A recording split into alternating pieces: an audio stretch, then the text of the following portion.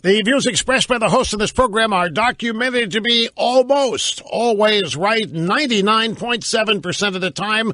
It is great to have you here, Rush Limbaugh, on Friday. Let's hit it. Live from the Southern Command in sunny South Florida, it's Open Line Friday.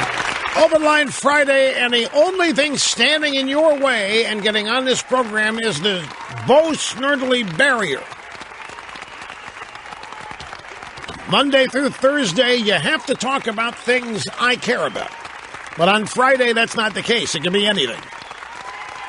Therefore, the only thing in your way is the Snerdley barrier. And he's going to ask, he's going to make a determination whether you can actually be a good caller as he's screening your call, determining what it is you want to talk about. He's not going to judge what you want to talk about. He's going to judge your ability to talk about it. Remember, this is a benevolent dictatorship here, and nobody has a First Amendment right to free speech other than me. 800-282-2882. If you want to be on the program, the email address rushbo@eibnet.com. Barack Hussein O. came into office claiming and promising to transform the United States of America, and he had said on many occasions he wanted to do it in a Reagan-esque way. Not as Reagan did, but he wanted to be as effective as Reagan. One of the reasons the left hate Reagan is because of his effectiveness. Reagan did, for the 8 years he was in office and many subsequent years, truly transform this country. And he did it with conservatism. Now, the left hates that. But they nevertheless marveled at Reagan's ability to do it. Obama's made no bones about the fact that he hated what Reagan did, what Reagan stood for, but he marveled at Reagan's ability to do it. And we are witnessing every day the transformation of this country, be it Obamacare, be it the labor force participation rate, 92 million Americans not working but still eating, be it open borders and a welcome mat to anybody who wants to come into the country and make them instantly citizens. No concern for assimilation because as part of the transformation of America that Obama envisions, we must dilute what is known as the American culture. Now, previous decades of immigration were noteworthy because the immigrants that sought entry to the United States wanted to become Americans. They wanted to participate in the land of the free, the home of the brave. They wanted the freedom that we, as natural-born citizens, had. So whether they came from Italy, whether they came from Poland, whether they came from Ireland, wherever they came from, they maintained their origins and their identities, but they became Americans. They learned to speak English, became their primary language. They did everything they could because they wanted to become Americans. That's what's out the window, among many other things. Now, there is no distinct American culture, and to the extent that there is, it is being impugned and blamed. American culture is said to be the reason we're hated around the world, and that's what Obama is trying to fix. He wants us to be loved and respected and adored, and to do that, we've got to sweep away the old America. Racism, bigotry, sexism, homophobia, all of that, we've got to broom it. We've got to welcome anybody who wants to come in because virtually everybody denied entry to this country probably has relatives who built it. In Obama's world, the transformation of the United States is most recently underway in the nuclear negotiations with Iran. And to put it in a nutshell, the manifestation of this particular transformation is the conversion of Iran to an ally and Israel away from allied status. I think there's no other way to look at this, given what we see, given what we learn, given what we read each and every day. This administration is going out of its way to befriend Iran. This administration is going out of its way to facilitate the Iranian pursuit and acquisition of nuclear weapons. It is clear that this administration believes that Israel is the only nation in that region with nuclear weapons is a destabilizing agent and one of the reasons why there is so much discord. And it is thought that if the Iranians get who are we to say that they can't have one anyway? We don't have that right. That's not what America's role in the world is going to be anymore, as per the Obama transformation. This is major. This is a huge reversal. To treat Iran, the nation that has long been acknowledged the state sponsor of terrorism, worldwide sponsor of terrorism, now as an ally. Here's a typical news story. This is from the Fars News Agency out of Tehran. Director General for Political Affairs at the Iranian Foreign Ministry and nuclear negotiator Hamid Badinizad said on Wednesday that the Western powers have withdrawn their previous positions in nuclear talks with Tehran. Quote, "The other side has withdrawn from its positions compared with the past. Otherwise, we wouldn't have stood at this point and stage in the talks at all," said Badinizad to reporters on Wednesday. The Iranian Foreign Minister Mohammad Javad Zarif is to meet with John Kerry in Lausanne. This was yesterday, and they did. And then the Washington Free Beacon version of the story is, remember what we just heard now, we just have the Director General of Political Affairs at the Iranian Foreign Ministry and the lead nuclear negotiator saying Western powers have withdrawn from their previous positions. That means we've caved. That means that we have withdrawn from the position that Iran should never have a nuclear weapon, and now our new position is not only should they will. The Washington Free Beacon headline, USA caves to key Iranian demands as nuke deal comes together. The Obama administration giving in to Iranian demands about the scope of its nuclear program as negotiators work to finalize a framework agreement in the coming days. This according to sources familiar with the regime's position in the negotiations. So in a nutshell, what we have here, the Iranians are saying that we have caved on our past demands. The Washington Free Beacon claims to have sources who say the U.S. has indeed caved, and especially on the issue of verification. You know, Reagan said trust but verify when dealing with the Soviet Union. Obama's position with Iran is trust, but don't verify. Here's an excerpt from the Washington Free Beacon story. U.S. negotiators are said to have given up ground on demands that Iran be forced to disclose the full range of its nuclear activities at the outset of a nuclear deal, a concession that experts say would gut the verification the Obama regime has vowed would stand as the crux of a deal with Iran. In other words, folks, we are going to lift all of the remaining sanctions on Iran before they even tell us about all of their nuclear sites. And we are not going to demand, nor shall we be granted, any verification measures.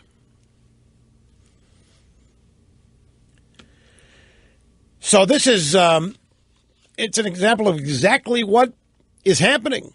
The transformation of the United States, in this case, its foreign policy, can be summed up. The Washington Free Beacon headline, U.S. caves to key Iranian demands as nuke deal comes together. There's a Reuters story. U.S. Senate voted unanimously yesterday for a non-binding amendment to a budget bill intended to make it easier to reimpose sanctions if Iran violates a nuclear deal. This vote was 100-0. You total bipartisanship, unanimity, whatever, 100-0 for the amendment, sponsored by Republican Senator Mark Kirk, which would establish a fund to cover the cost of imposing sanctions if Iran violated terms of an interim nuclear agreement that's now in effect. The Senate also passed a non-binding amendment to compensate American victims of the 1979 Iran hostage crisis. So the Senate knows full well what Obama is doing, and they're doing whatever they can to mitigate the damage that Obama and John Kerry are doing. Let's go to the audio sound bites. Last night on Megyn Kelly's show on the Fox News Channel, the former UN Ambassador John Bolton was a guest. The question, you really think the Iranians are going to hold it against us? We're kind of backing this Saudi thing against the Iranian folks in Yemen because we're working with the Iranians against ISIS in Iraq. So it's like, one hand does one and the other hand, and I'm sure the Ayatollah is going to understand, right? Look, the Iranians are playing us for fools. They have taken us to the cleaners on these negotiations over the nuclear program. We are now functioning, in effect, as the Air Force for the Shia militia in Iraq. The government of Baghdad is, like the al-Houthi, effectively a surrogate for the Ayatollahs. Let me translate this for you. The government of Yemen has fallen. The Saudis are nervous as they can be over Iranian expansion here. They're also nervous as they can be over ISIS. The end result of this is that the United States has actually joined forces with Iran, providing air power, to beat back ISIS.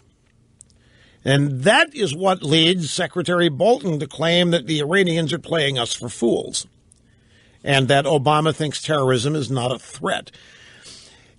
That could be true. I don't know. How does a reasonable person believe that terrorism is not a threat? But on the one hand, we have this regime, and they are hell-bent on saying that there isn't any terrorism. All there is extremism in the name of Islam. But we do not really have any militant Islamic terrorism out there. They are hell-bent on that point of view, and they recite it as often as they can. Obama does it, John Kerry, Marie Harf, the Valley Girl, the State Department, they all say it. And the question is, do they really believe that? Do they really believe that terrorism is not institutional? That it's just an aberration? It's an extremist offshoot? And that we don't need to gear up against terrorism per se? We just need to have a means of dealing with a little uprising over here, such as in Nigeria, a little uprising over here, such as in Afghanistan. So I think Bolton is speaking in quasi-diplomat speak here when he says that Obama thinks terrorism is not a threat. But we have joined forces with Iran. And it's the strangest, and the Saudis are scared to death of it. The Saudis don't know what to make of us. The Saudis are going to war on their own, and they don't have much of a military. You imagine if the Saudis, despite they're scared to death of the Iranians. The Iranians want the Saudis out of business. The Iranians want the Saudis' oil fields. This is Shia versus Sunni. There is no great love. In fact, there's great enmity between Iran and Saudi Arabia. Our ally prior to Obama has always been Saudi Arabia. Now we are allied with Iran on this business with ISIS in Yemen, and the Saudis are just beside themselves. Totally flummoxed and unprepared for it. Here is more Bolton. Megyn Kelly said, it just seems like aren't we all on different sides of the conflict depending on what country we're talking about? And it isn't the truth that Yemen is nowhere close to a success. I mean, the regime's out there talking about Yemen as one of the great success stories, but it's not, is it? Well, let's not forget Somalia either. The president named two countries. The government in Yemen has collapsed. The state has ceased to exist. Somalia has not had an effective government in 25 years. So I think the president is still following the ideology that terrorism is not a threat. Now, this morning on CNBC on Squawk Box, former Governor Bill Richardson, Democrats, New Mexico. And Joe Kernan, who's the co-host, said, okay, look, Governor Richardson, when you were at the UN, did you think the day would ever come when we would tell Israel we're not going to back them with a veto of certain resolutions? Did you think that we would be sitting here with Iran, sort of friendlier with Iran than we do with our oldest ally in the Middle East, Israel? No, it's inconceivable. When I was at the UN, the vetoes I cast were always for Israel. Now the two-state solution is possible that we'll back in the Security Council a two-state solution. So it's totally inconceivable. What's happening right now in the Middle East, we're trying to negotiate a nuclear deal with Iran. We're on the same side as Iran. In Iraq, against ISIS, the Saudis are now becoming military regional players. The situation is so volatile, so explosive. It's not just a proxy war between Iran and Saudi Arabia. You've got Al-Qaeda, you've got ISIS, you've got a huge battle for influence. Now, this guy is he's a down-the-middle liberal. He makes no excuses for it. He's full-fledged, 100% card-carrying. And even he can't believe what he's seeing. It's inconceivable that we are on Iran's side. Inconceivable to me that we have sided with Iran over Israel. Something he never, ever thought he would see. So the next question was, well, obviously Netanyahu would take issue with the notion that this is a good deal. Is it a good deal, meaning the deal with Iran? It's a good deal for the United States? It remains to be seen. There's only a few days left. I'm a little concerned. I think the nuclear deal, I was with the energy secretary the other day. He's a nuclear scientist. The nuclear reduction, which I had wanted it to be the ending of their nuclear capacity. You know, I've been a backer of the administration. But on this one, I don't know where I'm going to end up. We all know where this is going to end up, Mr. Richardson. That's what's frightening about it. We all know.